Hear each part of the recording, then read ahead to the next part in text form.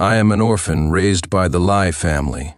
The elders of the Lai family asked me to marry into the family, making Victoria my wife, and any children we had would carry the Lee surname. I was deeply in love with Victoria, and given the kindness and care her parents showed me, I agreed without hesitation and married her. However, despite our marriage, Victoria did not become pregnant for a long time. My mother-in-law was furious. She forbade me from drinking alcohol or eating meat, and even prohibited me from staying up late to play video games. Despite all this, her wishes were not fulfilled. Frustrated, she made me drink goji berry tea and eat ginseng, and even forced me to bow to Buddha daily. What she didn't know was that Victoria had never let me touch her in all our years of marriage. Later, I lay exhausted and ill in a hospital bed. Victoria, my wife, never came to see me for the last time. Instead, it was Ethan who kindly informed me that he and Victoria were planning their wedding and had no time to see me. It was then I realized Victoria had another life outside, while I was all alone. When I opened my eyes again, I was back in the Lai family home. Victoria's mother was joking, asking if I liked their daughter. I replied that I didn't anymore. In this life, I wanted to do what I truly loved. The smell of disinfectant from the hospital still lingered, and the pain was fresh. Before me was Victoria's mother, my previous life's mother-in-law, asking if I liked her daughter and suggesting that Victoria should marry me after graduation. The living room was filled with the Lai family and friends of my deceased parents. The woman was so kind and gentle, unlike the harsh and cunning figure I remembered from my previous life. Victoria and I spent little time together, resulting in her never having the chance to get pregnant. Her mother used this to make my life difficult, restricting my diet and forbidding me from eating meat or drinking alcohol, making me drink herbal medicine daily, and even forcing me to pray to gods. That was the least of it. Her daily sarcastic remarks made life unbearable, questioning my manhood and worth. One time, pushed to my limit, I almost hit her. She cried out, lamenting the hardships of raising an orphan like me, claiming that without her, I would have starved to death on the streets. She said she treated me like her own son, gave her daughter to me, which was a great kindness, and that I was ungrateful. This was my Achilles heel, so I never laid a hand on her. Returning to the present, she pushed me, asking for my thoughts. If my previous self had been more observant, I would have seen her eagerness to marry me to Victoria was driven by the desire to divide my wealth. Even later, her urgency for us to have a child was for the same reason. At that time, I was a pampered heir who had just lost both parents and thought I had found family and comfort in the Lai family. How could I have known so much then? But now, after enduring over 30 years of a nominal marriage and the torment of my mother-in-law's unveiled true nature, everything was clear. So, I stood up, smiled, and said, "Aunt, you've misunderstood. I only see Victoria as a sister. Besides, after high school, I plan to go to college." Her face turned pale.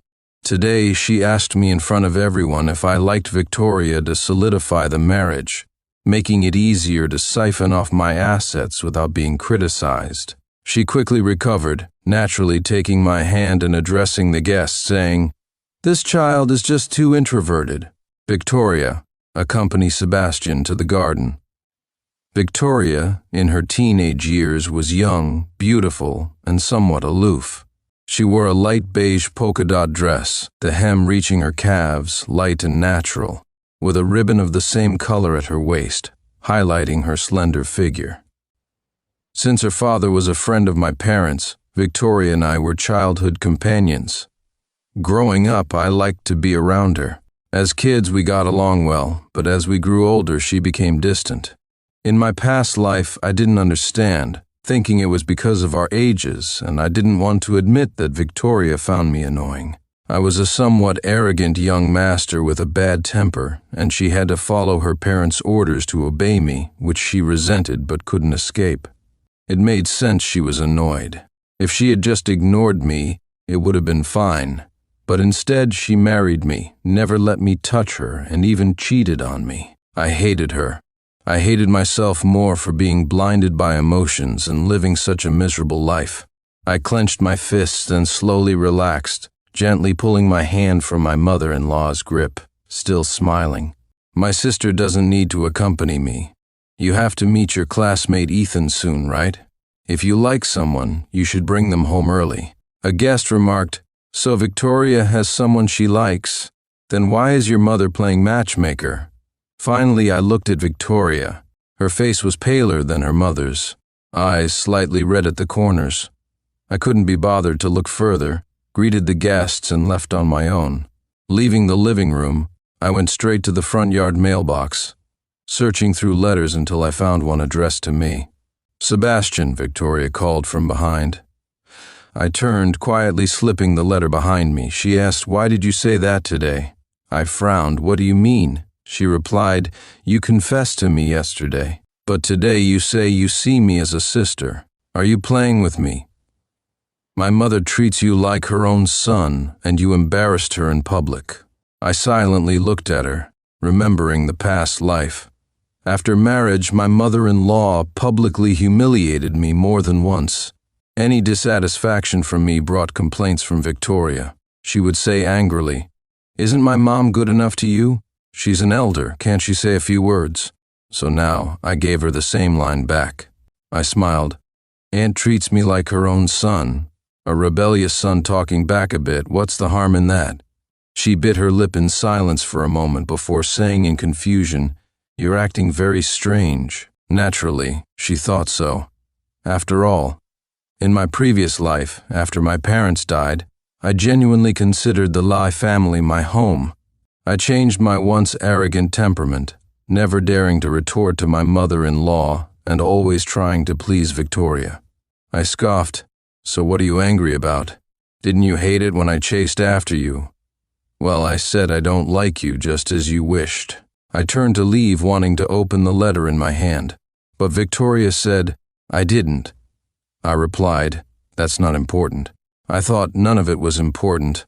Whether Victoria loved me or not didn't matter.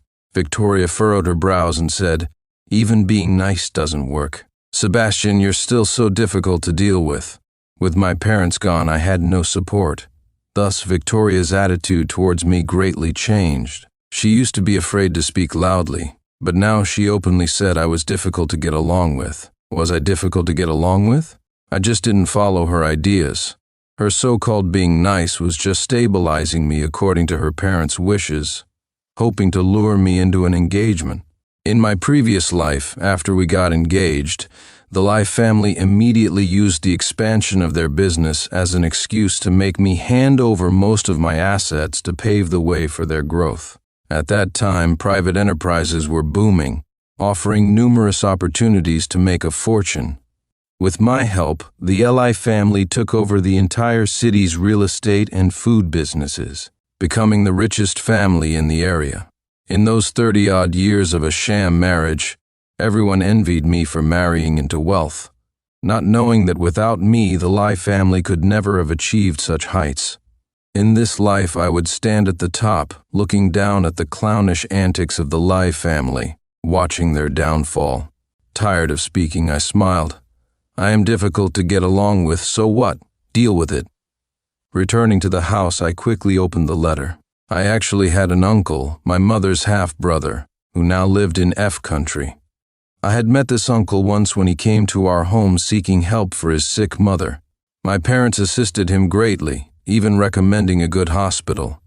Later, our families occasionally kept in touch, but we lost contact in recent years. In my past life, I didn't know my uncle had gone abroad to seek fortune and accidentally struck it rich. He learned about my parents' car accident a year after it happened and found out I was taken in by the Lai family. He wrote letters to contact me, sent to my original home, then forwarded to the Lai family's mailbox. My mother-in-law had always known about the letters but chose to keep them from me, saying nothing. Many years later, I found out my uncle had been sending me money in letters, but by then it was too late. After reading the letter, I learned that my uncle could not return to the country for some reason, so he chose to contact me by mail. This was his 10th letter, the content similar to the previous ones, introducing his situation abroad and asking if I would like to go to F country. F country was advanced, with top-notch education and facilities. The letter included 10 large-denomination foreign bills and a plane ticket to F country. My eyes welled up with tears. How wonderful, I wasn't an orphan, I had family. The departure location was in a neighboring city, the date 4 days later. I pulled myself together. Next, I had to handle my parents' estate. The real estate would remain as it was in prime locations, likely to appreciate in value. The money would be split, half to be taken abroad, the other half left in the bank. Moreover, I didn't know my uncle well, so I needed to ensure safety before reaching out to his family. Fortunately, the college entrance exam was over. Using the excuse of visiting friends, I could easily go out and handle things. At the bank, I coincidentally ran into classmates who invited me to a gathering. The party was at the city's largest karaoke bar, a trendy place at the time. When I arrived, Victoria was there too. Her friends teased her, "Why didn't Sebastian come today? Isn't your husband here?" Victoria frowned and complained, "He's so annoying. Besides, I don't like Sebastian. I won't marry him." Laughter erupted among the group. Another friend asked, "Then who do you like? Our class monitor?" Amidst the commotion, Victoria was pushed towards Ethan. My buddies were a bit embarrassed, coughing lightly. The flashing lights brought attention to me. I walked up to the group saying, "What a lively gathering. Carry on." Victoria instinctively moved closer to Ethan, frowning. "Sebastian, what are you trying to do?" Trying to do? I wanted to expose them both, but now nothing had happened. If I said I had suffered miserably because of these two in my past life, who would believe me? I laughed. "Victoria, if you find me annoying, why did you keep accepting my gifts before?" "What, receiving presents doesn't mean you agree? That's too much." Without waiting for her response, I clapped my hands. "All right, if I'm not welcome, I'll leave." Before anyone could react, I had already opened the door to leave. Victoria followed quickly. "Sebastian, listen to me." Behind us, a classmate shouted in surprise, "Ethan fainted." Victoria hurriedly left me. "Sebastian, that was just my angry talk. I'll explain to you later, okay?" Before she finished, she rushed to Ethan's side. I watched coldly, then turned and walked away resolutely. There would be no more explanations. In 3 days, I would go to F country. From then on, I would cut all ties with them. The next day, I cleaned my room, throwing away unnecessary items. My mother-in-law came over, subtly asking which university I had applied to. Naturally, I wouldn't tell her about studying abroad, so I casually mentioned the name of a local university. She praised the school while rolling her eyes and brought up Victoria's marriage again, suggesting an engagement that wouldn't interfere with our studies. Before I could refuse, she assured me. I asked Victoria, "She's just classmates with Ethan. You're overthinking it." I was speechless. She still wouldn't give up. I distanced myself from her, saying, "Aunt, I really have no interest in Victoria." She didn't believe me, hastily promising, "Good boy, I'll make sure Victoria cuts all ties with that classmate." Victoria overheard this conversation. Not understanding the situation, she quickly walked up to me with eyes full of disappointment and resentment. Emotionally, she said, "You have to make everything revolve around you, don't you, Mr. Big Shot? Ethan is weak and comes from a poor family. I took care of him a bit, and you had to blow it out of proportion and complain to my mom." As if venting her anger, she yanked the bracelet off her wrist, scattering the beads everywhere. "I was going to give this to you as an apology, but now it seems unnecessary. Let me be clear, Ethan and I have nothing going on, and I won't distance myself from him because of you." After her outburst, she kicked over the trash can I used for discarding things. It clattered to the ground, spilling out various items, including figurines, a scarf she had knitted, and paper cranes and stars she had folded. Victoria's eyes suddenly reddened. "These were gifts for you." I frowned. "Well, I don't like them anymore, so I threw them away." I kicked aside the beads rolling at my feet, those annoying things. In 2 days, I would be on a flight to F country. The distance from Weikang to Shanghai was considerable, so I needed to leave early. My passport, prepared for a previous overseas trip, was ready. I didn't have much stuff. Valuable items and property deeds were kept in a bank safe. Fortunately, Victoria's parents were away on business, so I wouldn't need to say goodbye to them face to face. They had taken care of me for years, but it was only for the inheritance.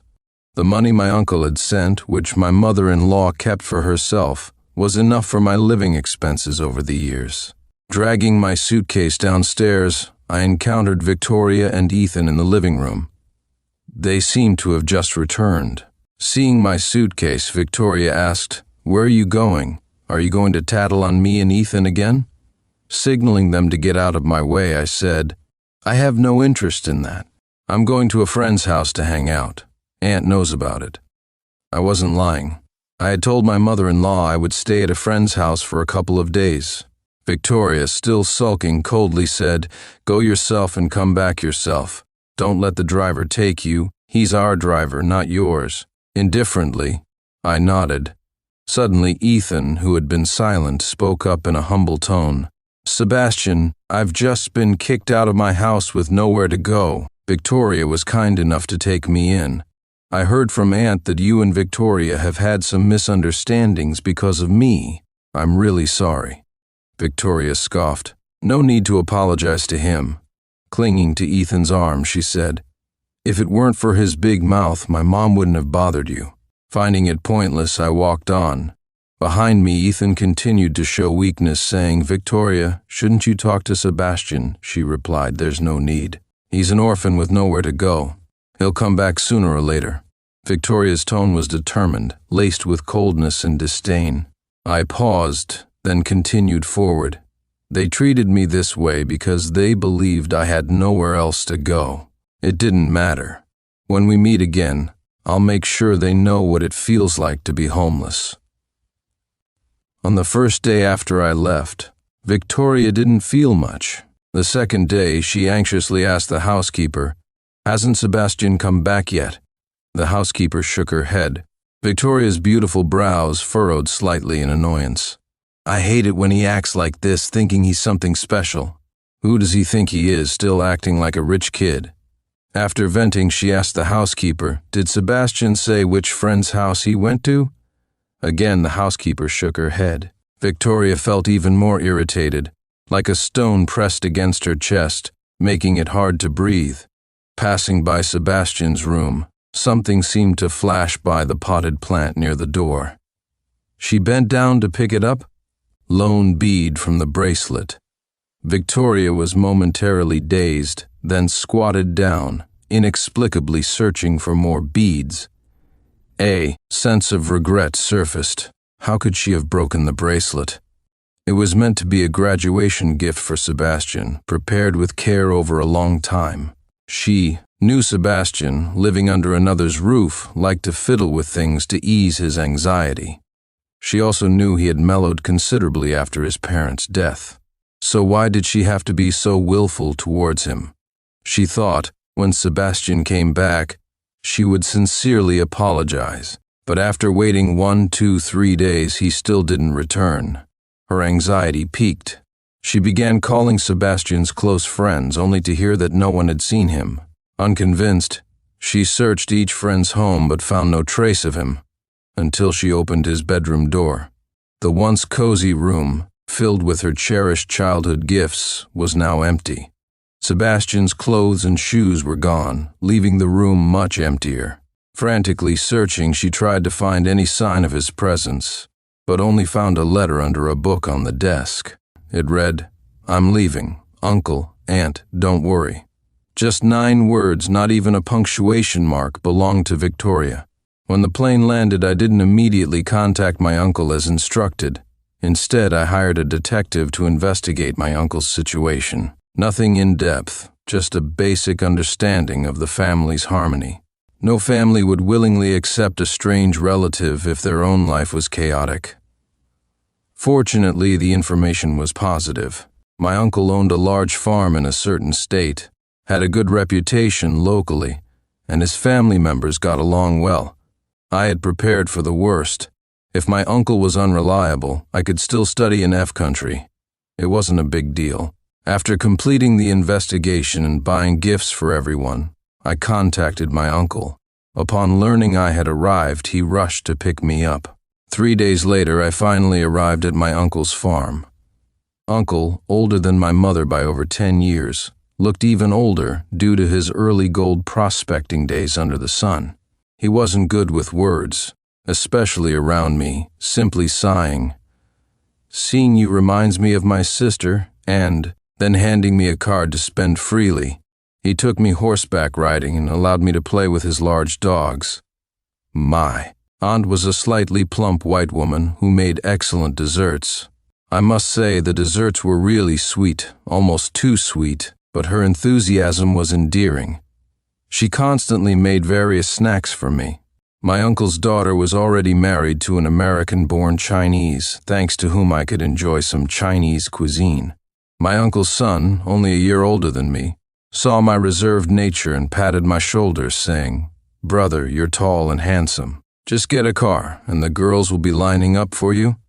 He then took me to various gatherings and parties, helping me quickly integrate into the local youth scene. After the summer break, it was time for university. Thanks to my uncle's connections, I went to my cousin's university and chose a finance major. My past life's experience and my current assets and capital were enough to start a career. Life in F country was warmer than I had imagined. During holidays, I played and helped with chores on the farm.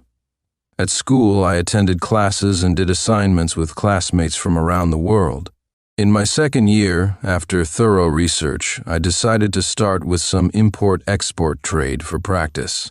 I discussed my plans with my uncle, who didn't dismiss them but asked if I had enough money and whether I needed introductions to some business people. Having someone to guide me would definitely help avoid detours, but as a novice, detours weren't a big deal. I was young, had time, and the money to cover mistakes.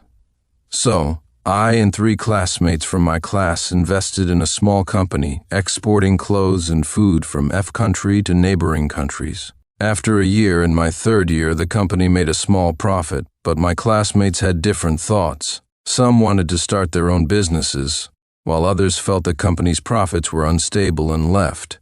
Thus, the company was dissolved. Starting the company gave me a lot of experience. If I were the source factory for the products, I'd earn more. I planned and researched again, preparing to start another company before graduation. In my spare time, I bought a car for my uncle and an apartment near the university for myself, where I lived with my cousin. In our apartment, we adopted many stray cats, both disabled and healthy. When the sun shone on the balcony, these furry ones would curl up in a heap, sleeping at my feet. As I petted one and played with another, I recalled my past life. On our first wedding anniversary, Victoria and I both liked cats, and she had mentioned wanting to raise one when we got married. So, I bought a Siamese kitten, hoping to surprise her. However, her parents disapproved, saying our priority should be for Victoria to prepare for pregnancy, and the cat would affect that. The kitten didn't understand what it had done wrong, looking pitiful in my arms. I had to entrust it to a cat-loving friend, giving money and supplies and visiting it regularly. Thinking of this, I held a long-haired orange cat. It seemed I hadn't thought of my past life or Victoria's family in a long time. After all, I was quite happy now, no need to remember unpleasant things. In the second semester of my third year, I established a new company for dairy products, from raising cows to processing dairy products, gradually perfecting the industrial chain. Finally, in my graduation year, the entire production chain was complete. This allowed me to significantly reduce costs, giving me the leverage to negotiate prices for both domestic and export businesses. Once everything stabilized, I suggested returning to my home country to visit. Uncle didn't object. My cousin accompanied me. As soon as we landed, someone covered my eyes. "Sebastian, guess who?" I knew the voice. It was my business partner, the Spanish beauty Anna, the only partner who had been with me since university. "Surprised?" she asked. "Weren't you supposed to handle the land deal?" "Who's taking care of it if you're here?" I replied. Her bright eyes sparkled. In your heart, the company's more important than me, right? Of course. Stop pretending to be pitiful, I said. My cousin laughed. She's as pretty as your secretary. He then gave Anna a thumbs up, encouraging her. Anna, pleased, handed over the breakfast she'd prepared. But before she could give it to me, another tall figure stepped in, handing me a lunchbox. She had delicate hands and fair skin, thoughtfully taking out a wet wipe from her bag for me. Softly, she said, "The car is ready, boss?"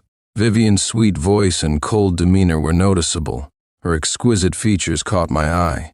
She looked at me, blocking Anna, seemingly unaware of her presence. This secretary was getting more jealous by the day. I silently got into the car. The changes in the country were significant. I first went to pay respects at my parents' graves. When I arrived, a bunch of wilted white chrysanthemums swayed in the wind. Probably friends of my parents had visited. I removed the old flowers, placing my own bouquet, and told my parents about life abroad, how my uncle took care of me, my aunt's excellent cooking except the desserts, and my sister and brother-in-law's mishaps with their newborn. As for myself, everything was fine. I had family to rely on, graduated as an outstanding student, and met many like-minded friends in business. Don't worry, I've been taking good care of myself.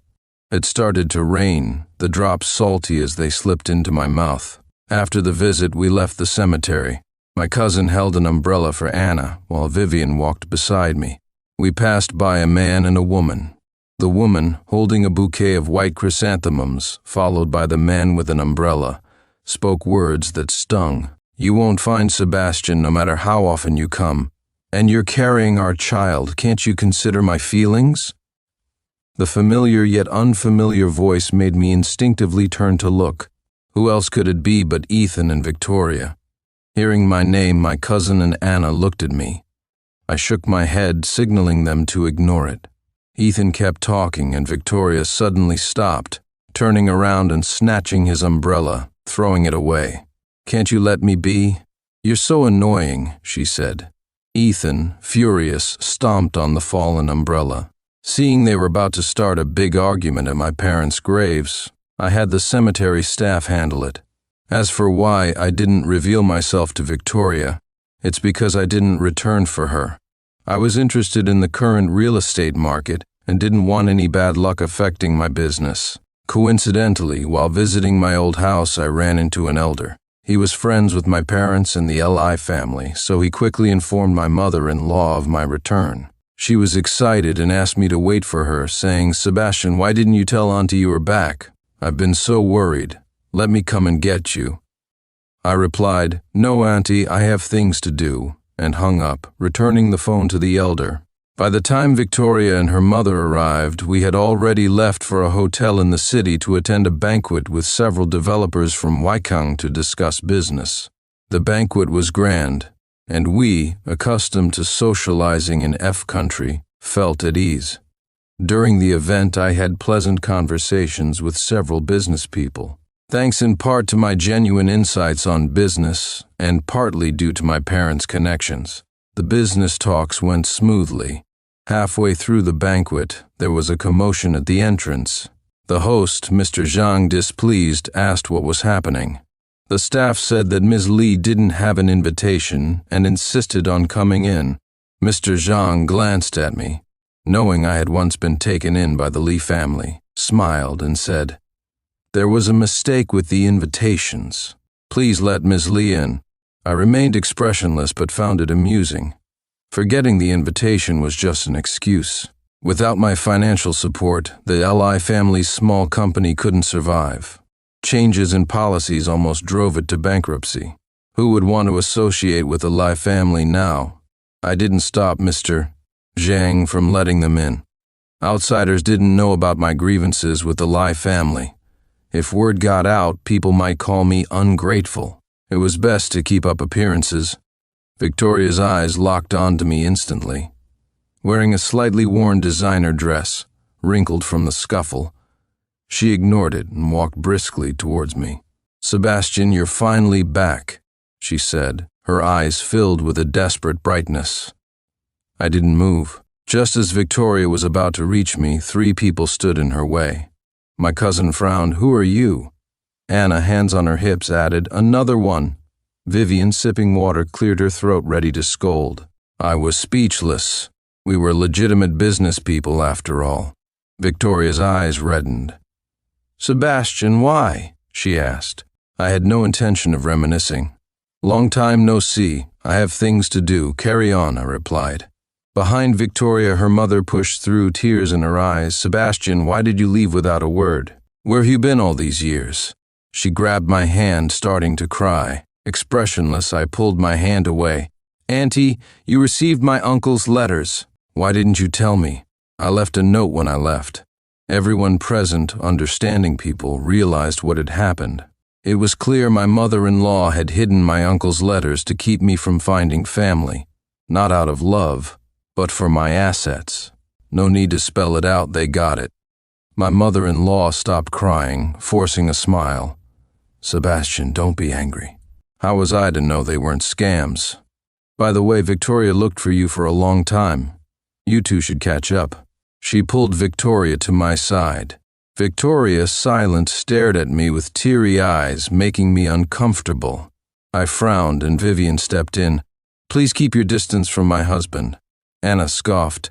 "If I couldn't win him over, you should give up." Ignoring them, Victoria looked at me. "Why did you leave? Do you know how long I've been looking for you?" Shaking my head, I replied, "I don't know, don't care, and don't want to know." Victoria choked, pulling a repaired bracelet from her pocket. "I fixed this. I was looking for you to make up. Sebastian, I'll never be foolish again." Her earnestness, her eyes glistening with tears, made Anna laugh. "Sister, are you a high schooler? What's this, so cheap and childish?" Victoria's eyes deepened with sadness. "I'll do anything. Just don't ignore me, please. Gifts, value never mattered to me. I didn't care if I liked them or not. Back then I was happy because I liked the person giving them. Now, I didn't even want to waste hatred on Victoria. She was too weak, not worth being my opponent, especially without the emotions clouding my judgment from a past life. I appreciated your arrogance and how you thought you had me under control. It was amusing," I said. She choked. "Sebastian, those were just angry words." She hurriedly explained. "I thought." I waved my hand dismissively. "It doesn't matter." Taking a glass of champagne from a waiter, I said indifferently, "Does your husband know you're here to see me?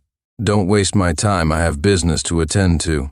Victoria's lips trembled as if she had been dealt a heavy blow. In my past life, if I wanted to talk to her, she would always say she was busy, doing her hair, shopping, baking. In reality, she was spending her nights with Ethan, happily raising a family. Seeing me about to leave, Victoria panicked. "Please don't go, can we start over?" Before I could respond, my cousin spoke up. "Who's this woman trying to seduce my brother?" Victoria's face turned pale. She stammered, "I didn't mean to hide my marriage, Sebastian. I just wanted to win you back. Don't be angry. Ethan drugged me. That's why I made a mistake. I've been faithful to you all these years." "Wait, don't insult the term faithful. What do I have to be angry about?" I replied. In the end, Mr. Zhang had Victoria and her mother escorted out. After the banquet, Victoria waited to see me, but Ethan arrived, beating her up. He yelled, "You're carrying my child and still seeing other men? How shameless." Pregnant women are prone to mood swings, and Victoria lost her temper, telling him to get lost. They ended up fighting, and Ethan, in his rage, punched her hard. Blood flowed down her legs. I looked away and got into the car. Despite the bleeding, Victoria wailed my name from afar. My cousin remarked, "She's really devoted, isn't she? What a scumbag." I corrected him. "Not devoted. She's trying to use our past to get me to help the Lai family. She only loves herself." The business negotiations went well. I would be investing with Mr. Zhang and others in the largest new mall in Waikang. Due to the preparatory work, I had to stay in the country for a while. Anna returned to F country first, nagging me before she left. There's an old saying, a good horse doesn't turn back to graze. Don't reconcile with that woman. And your secretary isn't any better. She's a green tea BT Seach, Vivian quietly said. Boss, I can also speak in a mature voice. I rolled my eyes at them. I'm only interested in making money. If you hinder that, you're both fired. Anna glared at Vivian and boarded the plane angrily. Vivian subtly adjusted her neckline, trying to make her cleavage more noticeable. I was speechless. After her miscarriage, Victoria sought me out a few times but eventually gave up. The Ethan family felt humiliated by her infidelity and demanded an explanation from the Lai family. The Lai family's already poor business performance worsened, leading to bankruptcy. They hired top lawyers to help Ethan divorce Victoria, and he took most of the Lai family's remaining assets. Mr. Lee hanged himself at the company's old site due to the bankruptcy. Mrs. Lee, mentally unstable from the shock, talked to imaginary people, saying, "She's your wife, isn't it natural to spend money on her? Victoria married an orphan, isn't it right for him to pay?" Later she caused a scene in the streets and was hit by a car, ending up paralyzed. Victoria begged Ethan for money to treat her mother, but most of his money went to his relatives and he refused to help. They argued, and Victoria blamed all her misfortunes on Ethan. He didn't tolerate her and beat her severely. No one knew Victoria had brought a knife. In the next moment, she stabbed Ethan, killing him. She was quickly arrested. I kindly visited Mrs. Lee in the hospital, paying her medical bills. People praised my loyalty, not knowing I hired the worst caregivers for her. She soon developed bed sores and reeked. Standing by her side, I smiled. "Auntie, do you remember your past life? Did you ever think you'd end up in my hands while tormenting me? You knew Victoria had someone else but still manipulated me, saying I was worthless. While I starved, took medicine, and bowed to gods, your family enjoyed life. Now you can taste my pain." Mrs. Lee's eyes widened in anger, her hands flailing, unable to touch my sleeve, drooling, her eyes full of resentment. I wouldn't let her die, just let her live in misery. Before her execution, Victoria requested to see me. I agreed. Facing me, she cried and repented, saying memories not her own flooded her mind. She saw her coldness in her past life, leading to my lonely existence. "Can you forgive me? I love you. I didn't face my feelings because I wanted to break free from my parents' control. I always obeyed them. But when they told me to love you, I rebelled. How childish. Now I've lost everything," she sobbed. I shook my head. She laughed bitterly. "Fine, hate me. My miserable life is my retribution." I couldn't help but laugh. Retribution? There's no such thing as convenient retribution. My reflection in the glass showed my excited expression. "You think your company's downfall was due to the environment? You think Ethan found the banquet location by chance? You think your miscarriage was easy? You think those poor relatives easily found top lawyers?" Victoria's face turned pale, her eyes blood red. She asked, "Do you hate me that much?" "Why wouldn't I?" I replied. "In my past life I did nothing wrong, yet I lived a miserable existence because the Lay family coveted my wealth and ruined my life. In this life, I only made a few small moves, which was already very merciful. The choices were all made by the Lee family themselves." I stood up, leaving Victoria with one final sentence. "I'll bring the news of your execution to your mother." Leaving the prison, I got into the black car, driving through the rain-soaked, newly developed commercial district. The towering buildings were taking shape, heralding the arrival of my future.